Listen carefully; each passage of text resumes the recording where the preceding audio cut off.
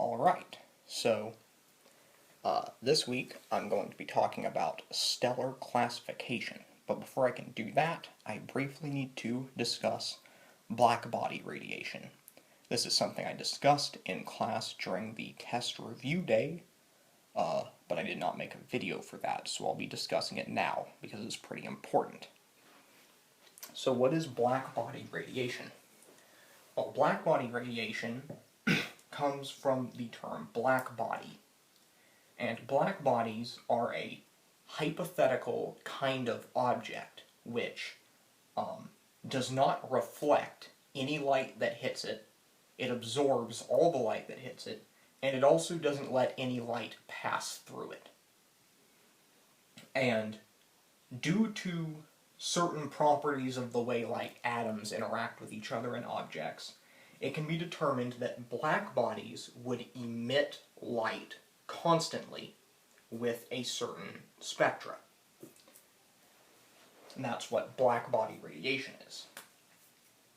The spectra of a black body, and again, I'm not going to go over what spectra are again in detail, review earlier weeks if you need a refresher, but the graph has amount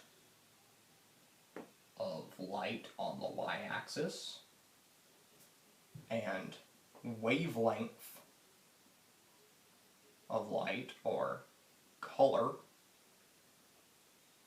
on the x-axis, where this is long wavelength and that's short wavelength. So for instance, a black body might have a spectra that looks something like this, which means that, you know, if you look how much light of this wavelength is emitting, it's emitting that much. That's how you read the graph, just as a quick refresher. So, this is kind of what blackbody radiation looks like.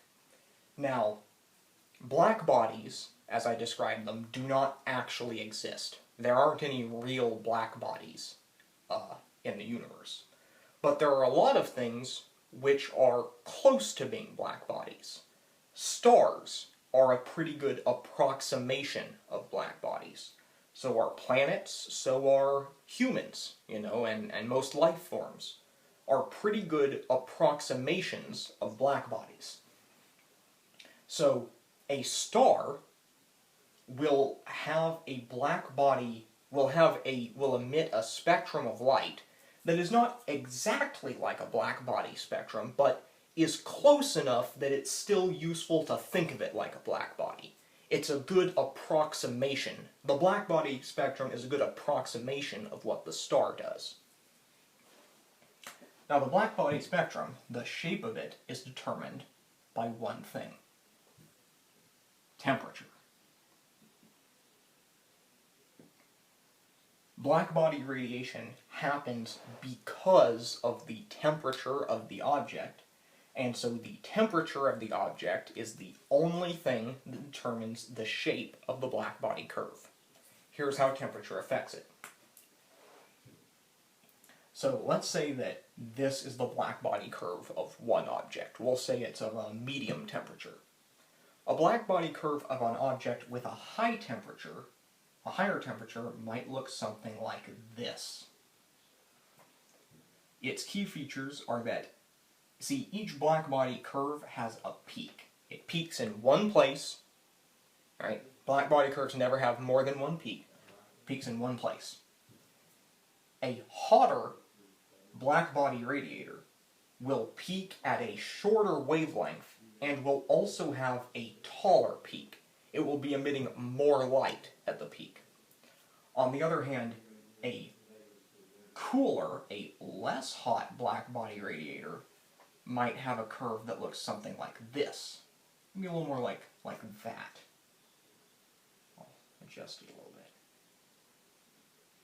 They peak at a longer wavelength, and their peak is shorter. I'll label these real quick. So, temperature affects blackbody curves on, like, a spectrum. High temp means peaks at shorter wavelength, and the peak is taller, and low temp means it peaks at a longer wavelength, but the peak is also shorter.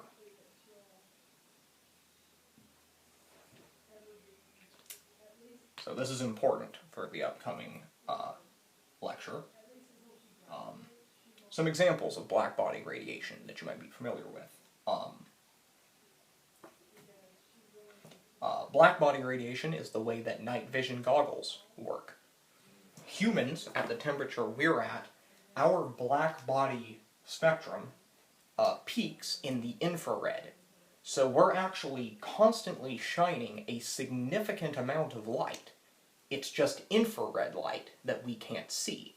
But night vision goggles do see infrared light, and so that's how they let you see people in the dark, because they're picking up the light that our eyes aren't sensitive to, that we're emitting all the time, because of the temperature we have.